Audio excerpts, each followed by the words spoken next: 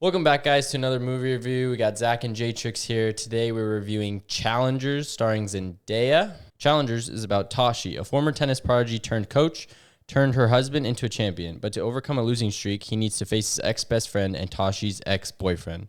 All right, we're going to start with the non-spoiler review section here. Jordan, what are your initial thoughts? I thought it was a very innovative movie. I thought the camera was really nice. The sound was really good. And, I mean, it was just great acting. I think the three main characters, they were really good. Zendaya, I think this might be Zendaya's best like project of just because she was actually like the main character. Yeah. So I think she did a fantastic job, and I think Patrick and Art were great as well. Mine, it was a little bit of a mixed bag. Like, there's things I really like. There's stuff that I didn't really like. I think the thing that really brings it down for me was I felt like it was a really long movie. Even though it's only 2 hours, to me, when I walked out, I was like, dang, that felt like a 3-hour movie. And when that happens, I kind of tend to just not like it as much. I thought the acting was really great. The music was really great. The tennis matches were intense, yeah. And they were filmed like innovatively and like really cool. And I'm not even a tennis guy, but I was like, oh, let's go more tennis. Like we're saying, the characters, like that's the highlight, obviously, in any movie, but like they were written really well. Like, you just feel the friendship between the two, and then the love triangle they have. There's a lot of twists and turns in the movie, and some were expected, some weren't, and some you're like, what? Like really, that's happening. And especially in the beginning for most of us were like, oh, like holy shit. When you see it, but like we were not expecting that. I think, like you said, Zendaya was like the standout. Like, this was her movie and she did a great job. I mean, she did such a great job that I hated her character, if that makes sense. Like, they wrote her a certain way, and by the end I hated this girl. Like, yeah, and I think that they do a great job going back and forth. It is a back and forth movie of like timelines. Most of the time they do put it in text. There is times they don't, and they do it subtly by the different hair changes. With Art, he's the most noticeable one. He looks the most youngest somehow.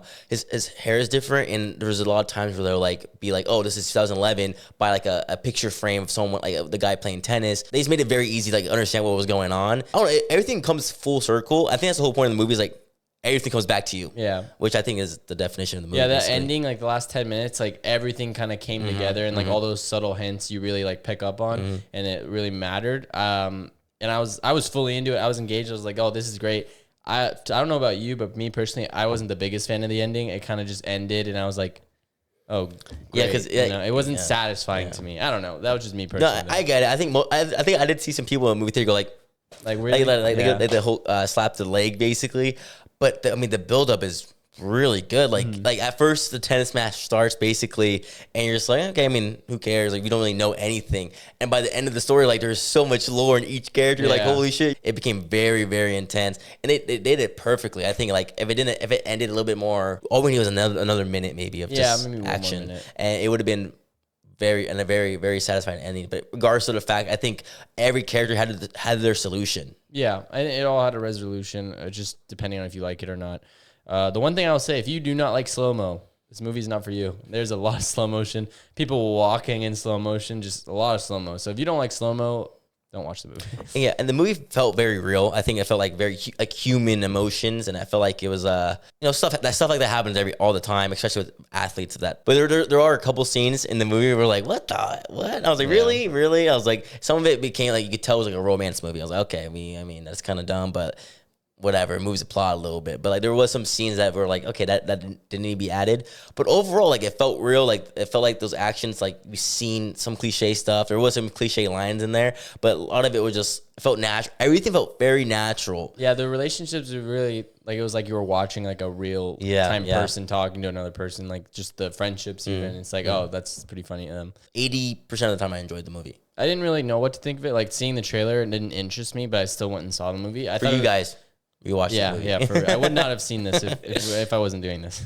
But I'm pleasantly surprised how much I enjoyed it. I just wish I enjoyed it more, because like that first act, I was in. I was like, oh, this is really good actually. And then just the more it went, I kind of went down a little bit. Yeah, but the second, like the third like peaked, and then it ended, and I was like, oh man. Would you say should people go see it in theater? Should they stream it, or should they just not watch it? We saw it in IMAX because we were basically forced to. We were forced to. Yeah, but I wouldn't showing. Yeah, I wouldn't see it in IMAX. I would see it in a movie theater. I think the sound's good enough, and the camera work is good enough to see it is to see it in a theater, but I would most likely see it on Netflix. Like, it's a more like a Netflix kind of thing. It might be like, it feels like it could be a good streaming movie. It is, yeah. But listening to the music in the theater really added to the tennis matches. So maybe go see it in theater. It's either one. It's like a toss up. I would probably say streaming. Okay, so what would you rate this? I think we're done with the non-spoiler part. So we have to rate it. What do you give it out of 10?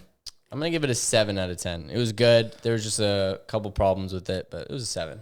I'm gonna give it an 8.6. I enjoyed it a lot more than Zach did, I guess. That gives our overall rating of the movie Challengers a 7.8. So tell us what you think below. We're gonna head to the spoiler zone. Choo spoiler zone. All I have to say, Tom Holland, you're a strong man. I'll be sick to my goddamn stomach. You watch this movie. Oh my god, Tom Holland. There's no way altogether. There's no way he's crying. The way she was acting that movie, she was not taken. I guess I say she played those guys in the movie. By the end, I hated her. I was just like, I hope she loses. I'm glad she broke her knee. Like, poor Art, man. Yeah, I mean, loved her, and he didn't do anything wrong. So basically, Zendaya cheated. I mean, it was a love triangle. He was with Patrick, and then it was Art, and then she stayed with Art, but then cheated on Art twice. One 8 years ago, and then one right before the match, current time. Just so he would throw the match, and then he didn't throw the match really. He threw some points, but then Art realized he was throwing the points, and then he threw his own points for one final duel, and it was very intense, and that was the best part of the movie. I feel like this could just be me personally. I feel like he did throw, but the way he threw it wasn't like conventional. Like, he knew he was gonna beat Art, like, because throughout the movie they were saying Art had so much potential, he was just missing passion.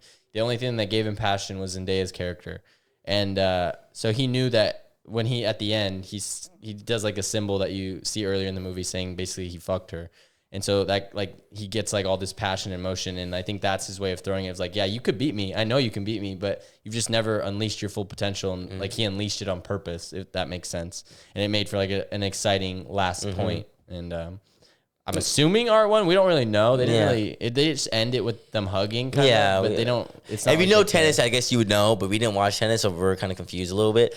But it was nice to see because they basically they were friends, and they weren't friends for years, and then but at the very end they were hugging. It was very nice, when friends come back together. And Zendaya, I mean, she's just a piece of shit. Like, she really like. She was a producer of the movie, and she really made herself look like a piece of shit. She is super duper everything she's ever done has been for her, and what she lost by hurting her knee. So she lived vicariously through Art, and everything she did was for tennis. All she cared about was tennis. She lived by tennis. So it was very like she was super selfish, and then she deserved whatever she. And at the end of the day, like, Patrick, even though he's a piece of shit friend, he did tell Art. And it's their own brotherly bond way. I think that's why she was screaming at the end. Is like, oh, like he has it in him, and like he's unleashing it, And that's the only time she ever cares about him is when he's good at tennis. And maybe fucking Patrick won and got his money of $7,000, which isn't that much, but he needs it. maybe they become friends, and it's super open into the end, like what's gonna happen. But overall, I think it was. I mean, I gave it an 8.6. I think it was a pretty good movie. So, but I just feel like the present day stuff near the end is like the last, right before you get to the last act, was dragging on for me. And I was really feeling I was checking my watch like, oh my God, we've only been here an hour and a half. I was like, oh my God. I don't know if that was because there was so much slow-mo and like just wasted time. But I was more interested in the past stuff of them. How did they meet Zendaya? Then what happened? Why the match matters? Why are they not friends anymore? All that stuff was the most interesting to me. And I think like the lore building was like... The lore building was perfect. That's when I was locked in. I was like, oh, this is good. But I would definitely say watch it, see what you think, see why Tom Holland's down bad, and just let us know what your thoughts were. See if you agree with us, disagree with us. What you're comment down below, and then our next movie, we're actually behind on movies. Okay, but thank you guys, and we'll see you guys in the next one.